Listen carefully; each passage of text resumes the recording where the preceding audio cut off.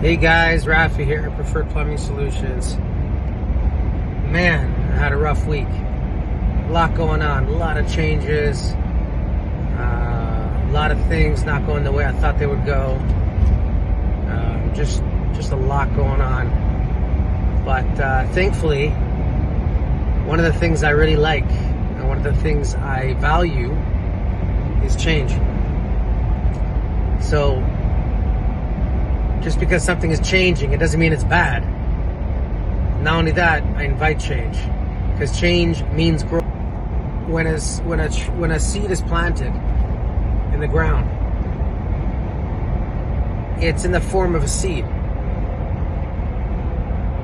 And what you do is you got to obviously dig a little hole, put it in the ground, pack it down nice and tight, and water it.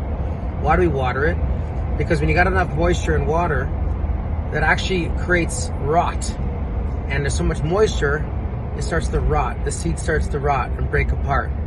And that is called germination. That is when things start to happen. That is when things start to change. That is when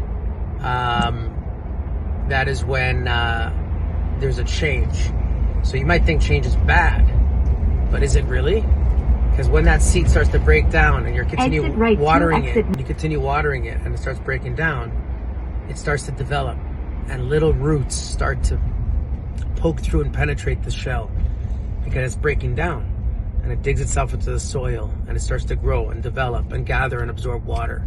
And then slowly a little sprout starts pushing up through the soil. And next thing you know, you got a little twig, a little leaf. And 20 years later, you know, you got a 40-foot or 30-foot tall tree, whatever it is. And if that seed didn't want to change, it will never become the tree. So the seed has to go through change to become more.